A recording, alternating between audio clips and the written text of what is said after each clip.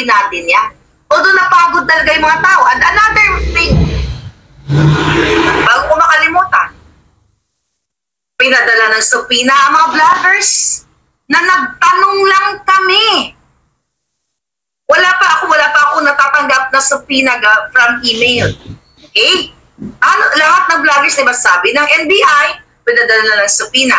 Remember, nadulas ang bunganga ni Jaime ng NBI director. Let's play it. Okay? Pag-usapan natin muna. Ito mga kabataan. I think pinost natin dito. Okay? Ipaliwanag natin to sa inyo ng bongga-bongga. Ito, i-play lang natin ang bongga-bongga. Supposed to be po invitation kay VP Sara. Ito ho pang December 11 na inyo pong itinagdang invitasyon at testificandum ay huli na po ito kung sakasakali po o meron pa akong palugin na isa pa? Depende po sa mangyayari sa December 11. Kung mayroong kasabi again si Vice President. Depende po. Ulitin natin. Tinatanong itong NBI Director na kung pagpapadala ba ng subpoena. Kasi nga hindi dumating si Inday doon sa sa subpoena na pinapapaliwanag siya about the Zoom meeting. Pakinggan natin ulit mga kababayan. Dito po sa naturang supposed to be po invitation kay VP Sara. Ito ho bang December 11 na inyo pong itinagdang invitasyon at testificandum ay huli na po ito kung sakasakali po o meron pa akong palugin na isa pa? Depende po sa mangyayari sa December 11. Kung mayroong kasabi again si Vice President, justifiable ang reason niya. Depende kung may pasabi si first. Sino ang first? Nadulas, Freudian slip. Diba? Tuloy natin muna yan. Si Vice President, justifiable ang reason niya. Kung may pasabi si Vice President, kung justifiable ang reason niya, mabilis siyang itinwist. Okay? Mga kababayan, bigyan natin ng definition. Ano ba yung Freudian slip? Sabi ko sa post ko, ang Freudian slip, ay ang hindi sinasadyang pagkakamali sa pagsasalita o sa pagkilos na sinasabing naglalahad ng mga nakatagong iniisip. Nakatagang lang yung sinulat ko dito. Nakatagong iniisip, emosyon o intensyon ng isang tao. Nasa utak mo yun eh. Nasa utak niya na depende kung anong pasabi ni first. Sino ang first? Pwede ba first Vice President? So huling-huli, through the Freudian slip o nadulas ang kanyang bunganga, depende kung may utos si Lisa Tanas na magpadala uli ng subpoena. So ito pa lang, si Marcos Jr. dapat ang ma-impeach at itong putang inang Lisa na ito ay mabupis, umakulong o mapitay kung meron tayong bitay pag napatunayan lahat ng mga kasalanan na ginawa niya pag nalitis siya. Diba? Okay, ulitin natin. Ang Freudian slip ay ang hindi sinasadyang pagkakamali sa pagsasalita o sa pagkilos na sinasabing naglalahad ng mga nakatagong iniisip, emosyon o intensyon ng isang tao. Kaya nga sabi ko kanina, kaya dito sa interview ni NBI Director Jaime Santiago, huling-huli na ang mastermind o ang nag-uutos sa lahat ng pangaras, pagtatanim ng kaso at paggigipit kay VP Sara at sa akin. At sa lahat ng kritiko ay sa bangag na gobyerno. Kaya sabi ko, kilos na patalsikin na mga jutang-jin ng puto.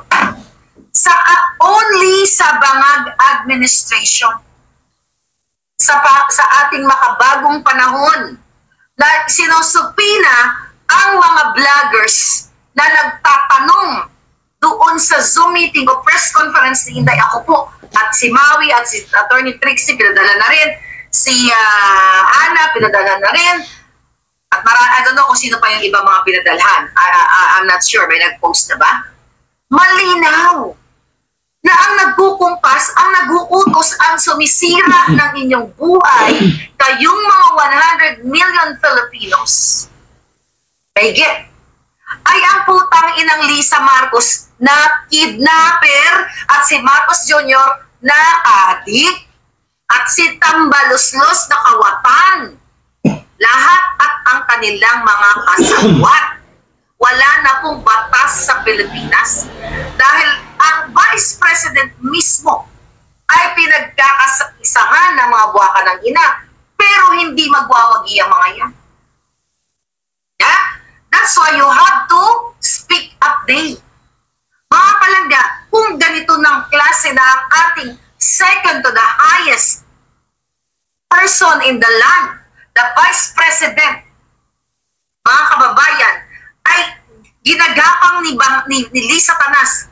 Pinlano niya ito para ma-impeach ng walang basihan, walang batayan at gawa-gawang kaputahan ni Lisa dahil gusto nilang mawala ang mga Duterte. At ito, sabi ko nga, political persecution.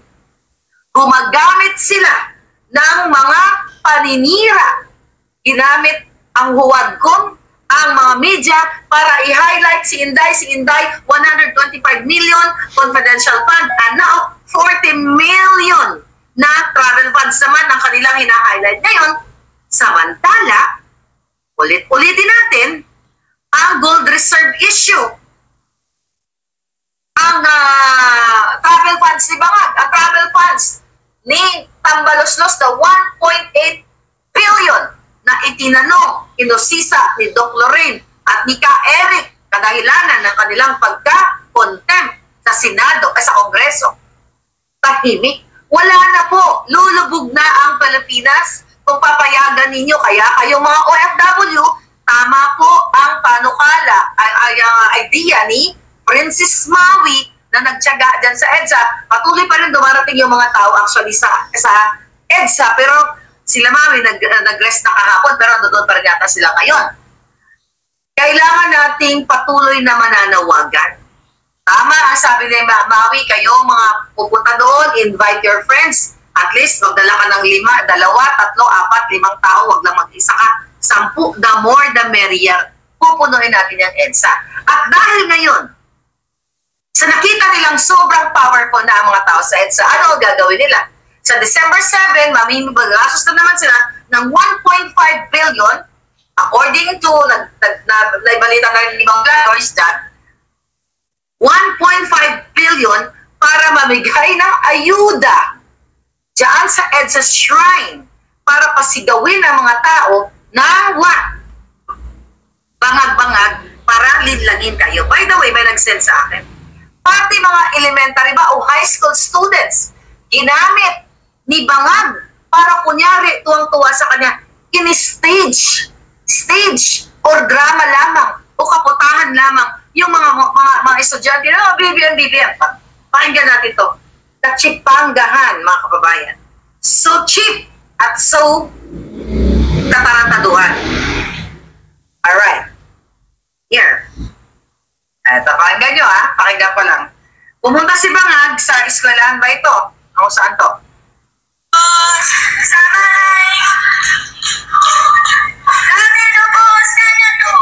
Ayan.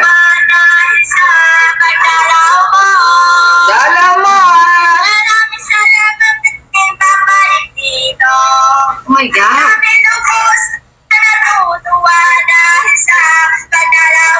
Pagdalaw mo! Oh my God! Ang Press BBM, pilit na pilit! Itong mga batang ito, biktima ng kaputahan, kaadikan ni Bangag Jr. Pinakanta pa yung bata.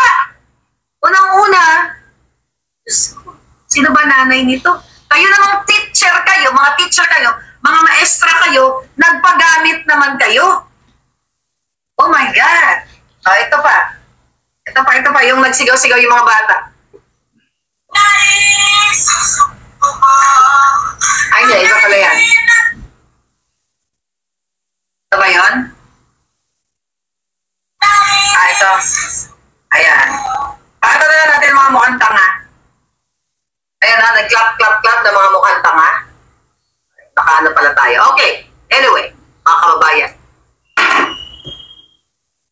Sabog na ang bayan ninyo.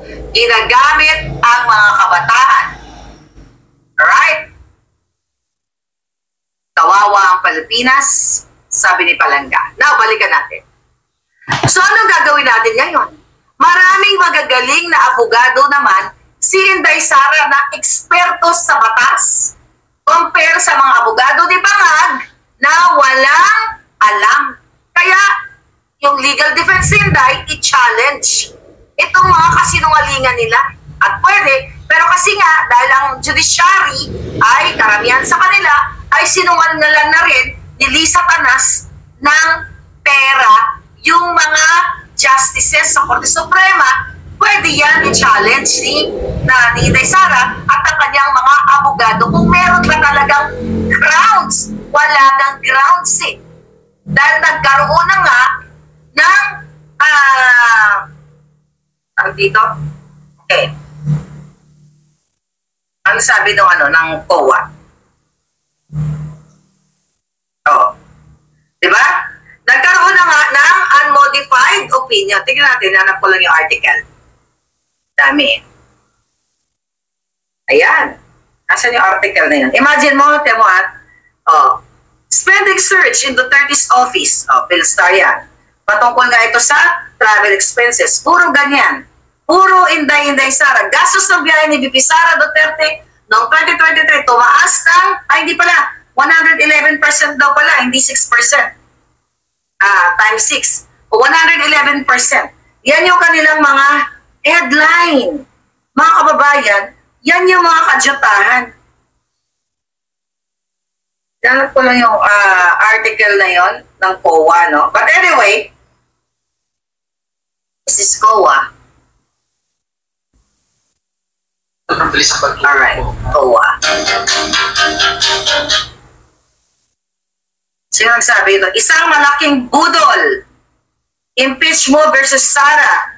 Sabi ni spokes Harry Roque. Alright? Anyway, ito. Commission on Audit. Okay, ano sabi ko kanina? Pwedeng i-challenge ang mga abogado ni Inday Sara kung ano ba ang kanyang lalabag, kung ano ba yung grounds. Kaso wala nga grounds kasi ano ang sabi ng Commission on Audit? Ito yung kanilang opinion. Anong date ito? Okay, wala bang date? But anyway, we have audited the accompanying financial statements of the Office of the Vice President, OVP, which comprise the Statement of Financial Position as at December 31st, 2023, and the Statement of Financial Performance, Statement of Cash Flows, Statement of Changes in Net Assets Equity, Statement of Comparison of Budget and Actual Amounts for the year, then ended, and notes to the financial statements, including a summary of significant accounting policies. In our opinion, the accompanying financial statements present fairly in all material respects. The financial position of OBP as of December 31st, 2023, and its financial performance, statement of cash flows, statement of changes in net assets and equity, statement of comparison of budget and actual amounts for the year then ended, and notes to financial statements including a summary of significant accounting policies in accordance with international public sector standards. Basis 4, unmodified opinion. Sabi niya, we conducted our audit in accordance with international standards of Supreme Audit Institutions or ISAIS.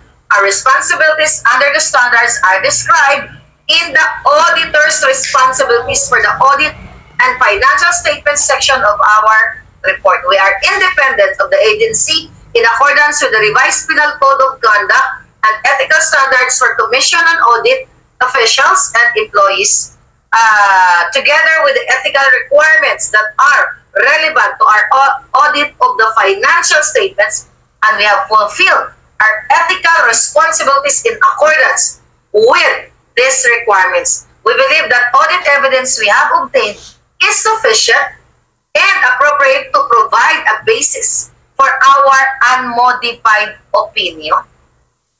Now, ano daw ba yung unmodified opinion, mga kababayan? Sinabi nga kanina, okay? Okay. Ano sinasabi natin kanina dito?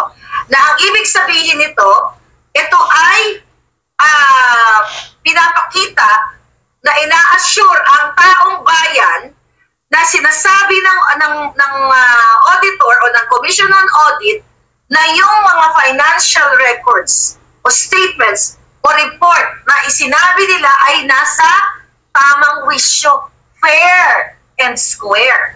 Walang ninakaw, walang ibinulsa. Yun ang sinasabi ng Commission on Audit sa sinasabi nilang unmodified opinion. Na ibig sabihin, walang miscalculation or misstatements, walang mali. Ibig sabihin na ito ay tumutugma o sumusunod sa kanilang mga batayan based on that mention na international standards of auditing. So ngayon, ang sinasabi natin dito mga kababayan ay walang basis o walang grounds para i-impeach si Inday Sara. Kaya ang ginagawa ngayon ni Lisa Tanas na sinasabi nila, di ba, anong mga kinaso nila dito? Kay Inday Sara, anong sinasabi ng mga kaliwang grupo? Anong sabi ng statement nila? Tignan ko lang. Okay.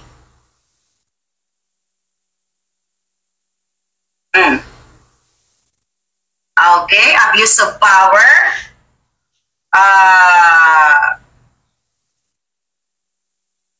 Corruption. Ano pa mga binanggit nila dito? Anyway, sige, bring it on. Now, sino ba ang pagtataksil sa bayan? Sino ba ang nagtaksil sa bayan? Si Inday Sara na sinasabi na ang audit report, okay, ay fair and square at walang nakikitang pagnanakaw. Sino ang nagtaksil sa bayan? Si Bangag Jr. nung pinangakuan kayo na sabi na pinatapos ay may pinagyabangan kayo ng 5,500 flood control na wala naman. Pagtataksil sa bayan ang magkaroon ng presidenteng adik at authenticated bangag dito yan sa California. Paulit-ulit ko po sa mga kababayan, July pa lang, tinakot na ako ng mga hayop na yan na makikipag-ugnayan sila sa Amerika dahil sa pinalabas kong pulboronic video. July, August, September, October, November, December, wala pa pong kaso sa akin na sinasabi nilang deepfake ang video. Kung nakikita nila na yan ay nagpakalat ako ng deepfake video, pagkakataon na nila yan. Kasi 4 ang kinaso nila sa akin, civil case, which is mga defamatory. Yung isa, dismiss na. Yung 3, nilalabanan ko. So kung talagang matibay na si Maharlika ay nagpakalat ng deepfake video, eto ang pinakamatibay dapat na kaso. Etong sinasabi ng deepfake at paninira na si Marcos Jr. ay bangag. Pero hindi nila gagawin yan. Kasi takot sila. Ito ay malinaw na pagtataksil sa bayan na ginawa ni Bangag. Ang pangako niya sa inyo na ang bigas ay magiging 20 pesos, pagtataksil sa bayan yan. Ang pagpatigil sa Senate, sa hearing dito sa mga smuggling na kasabwat nila, si Michael Ma at dyan sa Bureau of Customs, pagtataksil sa bayan yan. Ang pagagaso sa Duran-Duran ng $1.5 million, yan ang pagtataksil sa bayan. Yan ay may grounds ng impeachment kay Bangag. Ang pang-smuggle ni Bangag Jr., ang pangingidnap ni Bangag Jr. at ni Lisa Tanas sa 2 minor de edad, pagtataksil sa bayan yan, high crime yan, criminal case yan, paglabag yan sa konstitusyon. Na kay Bangag lahat, katiwalian, yan po ang mga grounds ng what? Impeachment.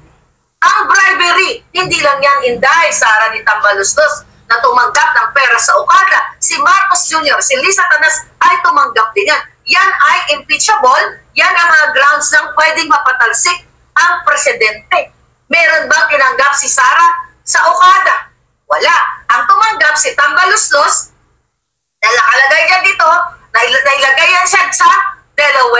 dito sa Amerika. At lingid sa inyong kaalaman, kasama si Bangag Jr. at si Lisa dyan sa bribe na yan.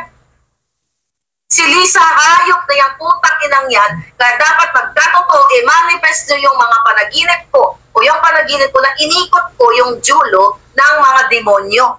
I-manifest nyo yan. Sabi ko kasi, dapat hindi ko sasabihin. Pero sabi ko, what if na mangyari? O di ba? Baka magpahula na kayo sa akin, diba? Baka gusto nyo pumasok pa kayo lahat sa panaginip ko pag may gusto kayong ipapanaginip. But anyway, yung mga pandaraya nila, ang loloko pandaraya sa eleksyon. Diba, Junior? Yan lahat, impeachable ground yan. Bribery, you know, name it. Diba? Anong sinasabi nila? Dapat maging accountable si Inday, ganyan-ganyan. Wala kayo. Oh. Dapat daw maging wala kayo. Sandali, wala yung ating StreamYard. Okay. Dapat daw, si Inday ay panagot, you know, sa maging accountable, chuchu-chuchu, blah, blah, blah. So, anong pwede gawin ninyo? Kung wala ng hustisya ang isang bansa, mga kababayan, supposedly, pwede sana tayong dumulog sa mga international court, pero wala na yan, wala na silbi, wala na tayo dyan eh. Diba? Wala na tayo dyan, so pwede tayong manawagan sa mga iba't ibang bansa sana na magkaroon sila ng mga proklamasyon na hindi sila sumasang-ayon sa nangyayari sa Pilipinas na may adik na presidente. Pero huwag kayong mag-alala. Malapit na mahawakan ni Donald Trump, ni President Trump, ang authenticated na pagsingot ni Bangag at yung kanyang video. Diba? So, yan, ang pwede na lang natin gawin sa Pilipinas, ang pag-apila sa inyong mga kababayan, sa inyong mga kapatid, sa inyong mga anak na makisali at suportahan ang ating pagtitipon. Mag-a-announce tayo ng isang malawakang, malaking rally ng bonggang-bongga na hindi na kayang pigilin ng Bangag na to. Tignan ninyo, 1.5 billion ang gagastos nila, allegedly, galing dun sa, doon sa source na magmimigay sila ng ayuda para gamitin yung mga taong bayan na kunyari ay love na love si Bangag kahit adik. Wala na rin tayong choice sa media na fourth estate. Dahil mga hayop na yan, majority sa kanila, nilamon na ni Lisa ang kanilang mga kaluluwa. Kayong mga media, utang ina ninyo na mga bayaran. Yung nilalamon ng mga anak ninyo, pati mga sinususo ng baby nyong anak, galing sa pagnanakaw, galing sa bayad sa iyo ni Lisa Tanas, na kinawat din sa pera ng bayan. Wala na tayong panahon, wala na tayong panahon at pag-asa sa mga media. Pumunta sila sa EDSA. Anong kasinungalingan na sinabi nila? Libo-libo pumunta sa EDSA. Anong sinabi nila? 70 lang daw ang nag-protesta doon o nag-prayer rally. Wala na po. Pwede mga gawin ni Inday, di ba? Kasi yung impeachment, complaint na yan, pag nailatag na yung impeachment articles, kailangan bumoto ng 1/3. Like, let's say for example, I believe there are 300 plus, so 1/3 of, let's just stick to 300. 1/3 of 300 is 100. So, kailangan sumang-ayon yung 100 na yan sa kanyang impeachment. Alam naman natin na bago pa yan sila nagain ng impeachment, complaint, kadyutahan, bayad na yung mga progresistang magboboto dyan o mag-a-agree dyan. Kaya kawawa kayo, ang pera ninyo ay napupunta sa mga kaputahan ng mga putang inang ito. I believe nagsalita itong si Romualdez na ang sinabi niya doon, ay hindi ko lang alam kung may nadaanan lang ng reel, sa isang pagtitikon party ba yun, na sinasabi niya sa mga kongresista na ang inyong Pasko ay magiging extra special. Ang mga bibigyan ng mga blessings. Ano yung mga blessings na yun? Pera ng bayan. Samantalang kayo hanggang ngayon po, hindi kayo nakakabili pa ng mga yero, pang-yero sa inyong mga bahay dahil kayo binaha. Si Batang Baluslos, si Lisa Tatel, Tambaluslos muna tayo, gagawing extra special ang Pasko ng mga putang inang mga kongresista. Marami na silang ninakaw, dadagdagan pa ng extra special. December 1, nagpa-party si Lisa Tanas sa kanyang mga classmate. Yung hindi niya kasundo, ang binigay lang daw ay kandila. Papakita ko sa inyo. Para mapatunayan ko sa inyo. Okay? Ito Ito lang. Okay? Binigay ay kandila. kandila ito. Itong party na ito. We'll see. Ang binigay kandila, pero yung mga ka-close niya sobre. Pera. Patago. Here we go. Here we go. Okay, kunin ko lang to ha. Okay. Here. Dali. There we go. Ito yung kandila. Nakita niyo ba to? Oh, paano natin hindi malaman yan? Oh, Goldenberg Mansion, Manila. Ito kandila. Ito lang daw ang binigay sa hindi ka close ni Lisa. Kaya, paano ko malaman to? Na nagpa-party sila habang kayo dyan sa Bisaya. Nagbaha? Binaha kayo. Ito. Yan ang pinadala sa atin. Kandila. Pero syempre yung sobre, hindi pinadala sa atin. Dahil itong nagpadala sa atin, hindi to ka-close. Sabi gano'n sa atin, yung sa kanila daw, natanggap nila kandila. Pero yung isa, di ba? May bumulong sa atin, sobre, pera ng bayan ang pinabibigay ni Lisa Tanas sa kanilang Christmas party. Samantalang sabi ni Bangad, hindi daw magdidiwang ng mga party-party muna kasi marami kayong mga naapektuhan, kawawa yung bayan, pero lingid sa inyong kaalaman na bumigay sila ng pera ng bayan samantalang kayo magdusa kayo sa baha. Alright? Ngayon, nag-candlelight sila. Yan ba yung candlelight? Thank you kay, mga buhaya. Candlelight din sila dyan sa, sa Malacanang, Christmas lighting pala, not candlelight. Thank you, Chef Mark and Jam. Okay, now what, mga kababayan? Ano na ngayon ang gagawin ninyo? Wala na ang pag-asa ang bayan dahil nababayaran na lahat. Media, mga pare, mga justices, hindi man lahat. Pwede ko pakiusapan din tayo kanyang mga kaalyado sa Congress kasi may nakitira pa siya mga kaalyado na yan. Pero ang tanong, ilan ang kaalyado niya? At ang mga kaalyado ba niya ay aayon sa kanya? Aayon sa taong bayan o tatanggap ng pera galing kay Tambalos? So kayo mga hinayupak kayo. Sana mapanaginipan ko kayong lahat at lubion ko ang mga ulo ninyo sa panaginip ko at madedo na kayo nang hindi nyo na mapakinabangan ang ninakaw niyong pera ng bayan at babawiin namin yan at makulong kayong mga hayop na ito, mga hayop kayong lahat. Kaya sabi ko nga palang, there's no point na wala na kasi ICC tayo na pwede sana tayo umapil, di ba, na ang Addictus Benedictus nating presidente at ang mga Huwad Committee ay ito ang ginagawa. Di ba, tinitira ang Vice President sa halagang 125 million na na-clear naman ang 40 million na travel funds pero sa billion every single day ng flood control, ng ating gold reserve, ng ating PhilHealth money, na kung ano-ano pa mga pera natin, ang kanilang travel funds na hindi naman, hindi pa hanggang ngayon, hindi pa ipinapaliwanag ni Bangag, wala pang audit sa kanyang travel funds since na umupo siya noong 2022, di ba? Ang unang ginawa niyan, umikot sa buong mundo. Wala pa pong auditing dyan. Wala tayong pwedeng sandalan, kundi tayong mga Pilipino.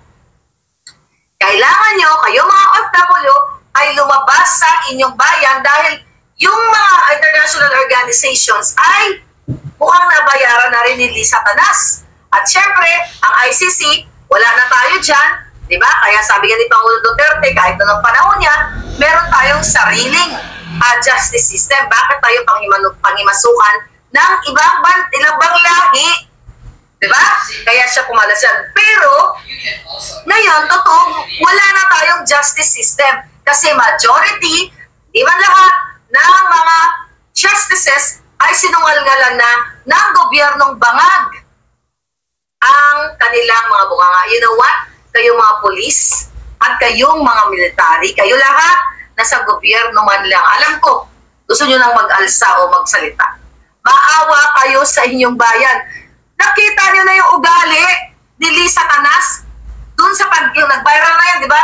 Yung pagbigay na ng cheque dun sa mga musical group, mga koral-koral na yon, sinundot pa niya para si Bangag ng cheque kasi binagsak niya, hayop talaga to. Ibig sabihin, hindi na nakokontrol ni Lisa ang pag-uugali niya kasi ang taong nasa tamang kaisipan. Diba kahit na ikaw ay ngawit na sa isang bagay, putang ina, karton lang naman yan, yung check na, yung image na yon na pinapakita, karton lang yon, napagod ka ba? Kahit kagano kaya magpapakita ka ng GMRC mo, good manners mo, unang-una, pinapanood ka sa buong mundo. Ano ginawa niya doon sa check? Sinundot niya yung puti, yung ano ni Bangag Jr. Pinapakita na under desire talaga si Marcos Jr. Sa harap ng taong bayan. Nasa TikTok, nasa Instagram, nasa Facebook, nagbabiral yung reel na yan. Sinundot niya. Tapos binagsak niya yung check eh. Doon nyo palang makikita na itong hayop na Lisa Tanas na to, satanas talaga. Demonyo talaga na ang pakiramdam niya talagang siya ay boss. At ginagamit ang pera pondo ng bayan. Wala pong payong patutunguhan mga kababayan. Baka magurgura na yung mga yan. Ay kayo mga military kayo? Saan kayo tutungo? Maawa kayo sa mga anak ninyo. Kung kayang gurgurin o magurgur ang PSG dahil nahuli si Lisa na nakabukaka, nagsisingot, nagbabartik, nakikipagtsuktsakan o nagkikipagkangkangan. Ayon sa ating source, kaya nagurgur o nagpagurgur o sinadyang, walang report. Hindi natin alam, basta may nagurgur, pinatay niya or whatever, pinapatay niyang hayop siya. How much more ikaw, sundalo? Uy, ikaw, sir, general ka man, kapitan ka man, o whatever you are, anumang posisyon mo. Really? Sumusunod kayo sa commander-in pulburon chief nyo? Imagine nyo, ang inyong amo ay adik, at ang first lady, huling-huli sa bunganga ni Jaime Santiago na NBI director, na dumidepende kay Lisa Tanas ang utos kung sino ang papadalahan ng supina, sinong papadalahan o sinong kikitilin o sinong aharasin. Harassment ito, political persecution, nakakaawa kayo. Kayo ang nakakaawa na nasa Pilipinas. Sabi ko nga mga kababayan, itong ginagawa ninyo, itong pagpapabaya ninyo, maawa kayo sa inyong mga anak. Ang sitwasyon sa Pilipinas ngayon ay isang madilim na history ng buhay. Na noon sigaw kayo ng sigaw yung mga dilawan na nasa EDSA for 30-something years. Every year, EDSA, na sinisigaw si Marcos Sr. Look at the Lima! According to my source, ay sinungalingan siya at binayaran. Diba? Kababasa ko lang, sinungalingan siya ng pera para gamitin siya para mag-file ng impeachment. Si De Lima, may video yan. Diktador Marcos, yung putang inang yan, 10 ng kasama niya sa mga dilawan ay lumaban sa diktadorya. Pero ngayon tahimik, pare-pareho lang silang mga demonyo. Kawawa kayo, mga kababayan. Kawawa ang inyong mga anak at inyong mga kaapu-apuhan. Dahil wala na pong hustisya. Ang pwede nyo lang, solusyon ay magkaroon ng mass mobilization. Mag-tipon-tipon sa EDSA Shrine. Mag-abang kayo dito ng ating mga balita kung ano ba ang plano ninyo, ano ba ang, kasi nung nakaraan, kanya-kanya talaga doon, wala talagang organizer. So, mas maganda na mag-organize kayo sa inyong mga bawat barangay. Hindi yun na yung mga kapitan nyo, baka bayad niya. Kayo mismo, pupunta tayo sa EDSA ng buong Metro Manila, kung pwede nga lang, buong Pilipinas, isang malawakang pagkilos or sinasabi ko lagi, peaceful movement. Wala na kayong ibang option kundi peaceful movement. And I believe, itong ating mga kapulisan, atin yan. Ang mga military na yan, atin yan. Maliban kay Browner na punong-puno, busog na busog ng pera ng bayan. Pero para saan ba? Magsasama-sama din kayo, basta ang ating gagawin ay, ulitin natin, peaceful prayer rally. Yung mga performers, magdala po kayo ng gitara. Kasi in the past, walang stage. Dahil wala namang panggasto sa stage doon sa EDSA at kinuha nga yung mga sis. Magdala kayo ng gitara ninyo.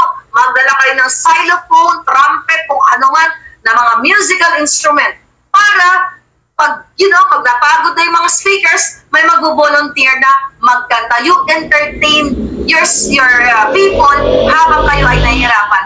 Para sa saan ba magwawagi po ang taong bayan? The last resort natin ay ang peaceful movement. Yan ang pinaka-last resort ng Pilipino dahil nababayaran na lahat, Kongreso, Senado, Justices, media, social media na lang natitira. Saan kayo tutungo, mga papalapalaga? Ngayon pa lang, magbuo na kayo ng inyong mga grupo-grupo, mga magkaklase ng high school, magkaka-batch, magkakasama sa trabaho, magkakaibigan, magkakaku ano pa man, religious group, whatever, inyong mga kongregasyon, para igisingin. Sabi nga lang, narinig natin, isingin ang mga kaisipan o kamalayan ng mga kabataan para ipapakita sa kanila na, you compare. Itong Sara Duterte na to, tinitira ng gobyerno sa 125 million na 2022 confidential fund. Samantala, si Bacag Jr., bilyon ang confidential funds.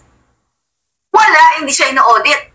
Si Sara tinitira ng 42 million na travel funds, pero ang 1.54 billion na travel funds si Bacag, walang umuurirat. I-educate natin. Pukawin natin ang kaisipan ng ating mga kabataang 18 and above. Kasi huwag natin isali ang mga bata. Please lang, kung pupunta kayo sa EDSA, huwag kayo, although may mga, kasi normal yan Pag may nakita silang libre, pupunta yan, o kasama yung mga anak, huwag nyong isasala yung mga, kayo naman din, kung umatid kayo sa EDSA, kayo na rin mismo mag-initiative ba? Ate, umuwi ka na, ganyan-ganyan, yung anak mo, huwag mo na idamay dito.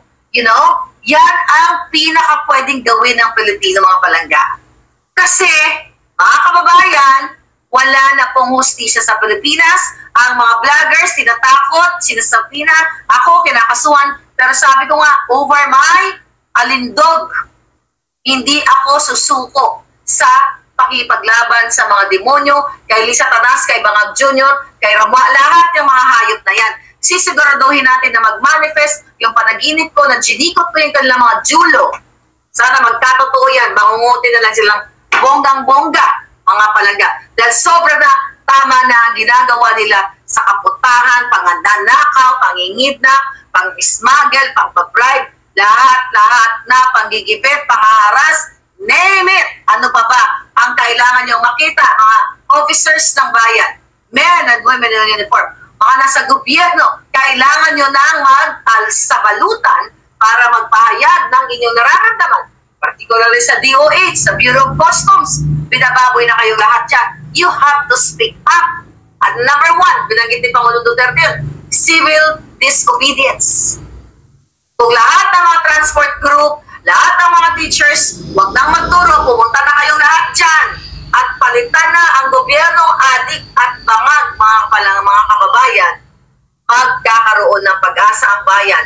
At doon sa mga whistleblowers, kung meron kayo, dyan yung email natin sa baba, may mga expose kayo, meron kayong nalalaman, ang dami ko na pong na-expose, palaganapin natin yung mga ebidensya, and I'm looking forward na Inday Sara will hold a big event sa mga videong hawak niya. At yan, kaya kinakabahan na yung mga yawa na yan sa Malacanang. And I hope, Inday, bilisan mo na palangga, ipakita mo na sa buong mundo yan, yung picture, yung video ni Lisa na nagpabigay ng envelope, na white envelope. Dahil si Lisa Tanas ang tunay na Mary Grace Piatos. Hindi lang yan. Si Lisa Tanas ay kidnapper lahat na mga kababayan.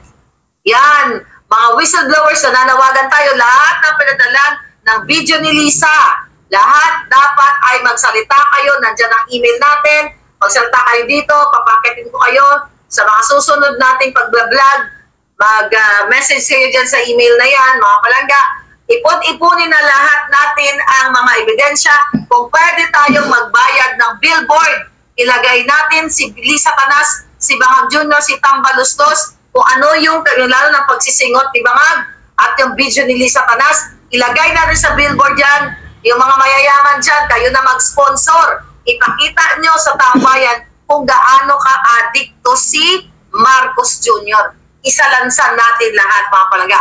Mulatin natin ang pag-iisip, okay, ng ating bayan. Kasi in terms of spiritual, ang mga, well, hindi naman lahat. Yung mga pare na katulad din sa EDSA Shrine, ay talagang mga walang kwentang pare, mga putang ina ka Jerome Siciliano. Pukid ng putang ina mo yan.